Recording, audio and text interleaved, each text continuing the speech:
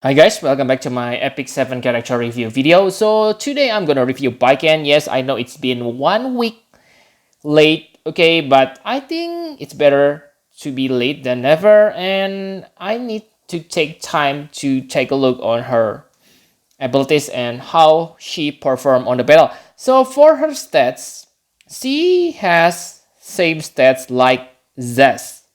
Okay, in my opinion, the stats is pretty decent for her. Only maybe the speed is kind of low, not the best speed you can get. And the most useful thing is the critical hit chance. She has 23% critical hit chance, so that's good because you will see later that she needs high critical rate to shine on the battle. So now let's take a look on her abilities. Let's talk about her first ability first, okay? This Tatami Gaeshi can inflict bleed, but in my opinion, the chance is kinda low, only 45%. Leveling this skill will increase the chance into 70%, so you only need to upgrade it 4 times to get, yes, 70% bleed chance, but I think it is still underwhelming. Because if you know Surin, 4 stars character Surin, her bleed on first skill happen 100%. I know that she need to inflict bleed first. I mean the enemy need to have bleed debuff to give the bleed effect. But Surin's second ability gives 2 to 4 guaranteed bleed. Okay, so I think Surin is better if you talk about bleed inflicting ailments.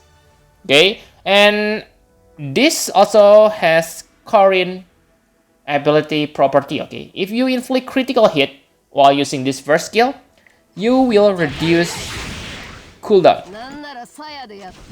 Okay, so this is why I said before that it is nice to have that critical. Okay, and second skill, this also I don't like it is because again this only has 55% chance to inflict 3 bleed. Maybe it's kind of bad description because on the last week they don't explain it detailed enough. Okay, now they add 1 bleed effect ignores effect resistance, so this kind of make me a little bit happy because I pull for her. So at least I will deal guaranteed bleed. And yes, critical hit is also really important for this second skill because it allows you to act immediately. That means you can detonate your bleed effect ASAP with your third ability. Okay? So her third ability, this is what makes her insane. This skill can deal insane damage if you have lots of blade stack. But if you don't have lots of blade stack, then you won't deal that much damage. Okay? And again, critical also affect this. Okay, this will increase combat readiness of all allies by 15%. So yes, again, if you remember, there is character called Skuri. So Skuri, I think if you want to build combat readiness characters, then you better use Skuri because this has 7 turns cooldown, which is kind of long. That's why you must have high critical hit chance if you build her, so you can reduce this long cooldown.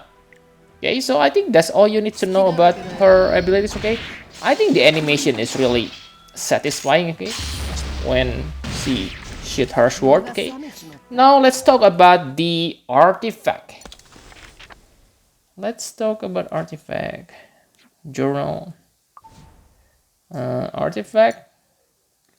Okay, so in my opinion, for 5 stars artifact, there are only 2 worth using.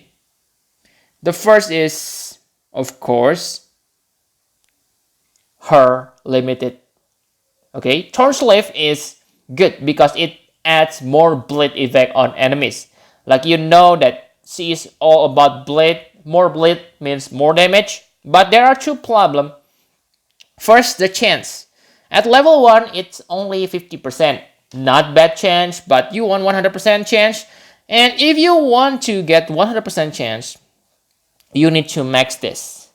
And that means you need to well on this banner. Okay, I am one of the player that need 121 pull to get Baiken, and from that pull I didn't get this Thornsleeve. So really, if you want to get this, go ahead again, try that. At least you will get your second Baiken if after 121 pull you don't get it. Okay, and yes, I can say good luck on maxing this artifact. And the next, Rihanna and Luciela, this is almost good on every chief, okay? Because this gives you extra turn, but remember, your extra turn will eat your buff duration. Okay, so if you give her a buff, like attack buff, maybe you don't want to use this. Okay, because this will eat the duration. I think the 4 stars artifact, the Dust Devil, is better. Because, yes, it has higher chance to proc. 30% versus 20%. And also, being 4 stars, that means maxing this will be easier than maxing Rihanna and Luciela. Okay, so on 4 stars, I think this is the only artifact that's usable, because other 4 stars artifact maybe not that good. Maybe you can use this, okay, penetrate defense, but I don't know whether this affect her bleed damage or not. Okay, that's why I think Dust Devil is the best, because you want to trigger her first attack to reduce her cooldown. Okay, with critical, you can use her second and third ability frequently. Okay, and for 3 stars, of course, for 3 stars artifact, the best artifact is this. This is almost the best artifact for everyone, especially for boss and raid, because this scaled to the enemy maximum health. And from what I know, this also include all your bleed damage, but not sure about that. Okay, so I believe you have this Daydream Joker, but if let's say you don't have Daydream Joker, then maybe Ancient Shit is the best. But like I said, Baiken is not newbie friendly character. She is meant to be used by experienced and veteran players, because you need insane gear to gear her up. Okay, for equipment, I'm actually really confused, guys, because Baiken needs lots of things to make her really good. But I think critical hit chance is the most important, followed by attack, because attack stats affect your bleed damage. Rage and critical damage is also useful. Remember that Baiken inflict bleed, so you will always deal extra damage from rage set. Okay, my conclusion for Baiken, hear me out, guys. I'm not experienced player on this Epic 7. Okay, there are many better players, so this is only my opinion, guys. Baiken, she is good, very good, when you have her artifact and have nice sets of equipment. She really need good equipment to shine. I know that sounds stupid. Okay, that sounds so stupid, because yeah, every characters need that. But for Baiken, it is on another level. She needs attack stats to increase her bleed damage. So where is my Baiken? Yeah, she is still naked. And yeah, she needs attack to increase her bleed damage. She needs critical to reduce her abilities cooldown. She needs effectiveness for her bleed to happen, and critical damage to increase damage. So my point here is, usually a character only need about 1 or 2 main stats. Talk about Luna. Okay, Luna is not hard to gear. Okay, yeah, basically she only needs to use critical damage, attack, or whatever pick, and she will become really, really great. But for Baiken, she needs all those stats. Okay, so you really need to be able to balance them out. Okay, you also need to enhance her abilities to increase the bleeding chance. Really, guys, increasing her ability is really important because without leveling it up, the bleed chance is so low. For other characters, that's only affecting maybe cooldown, attack power. Yes, they are important, but not as important as Baiken.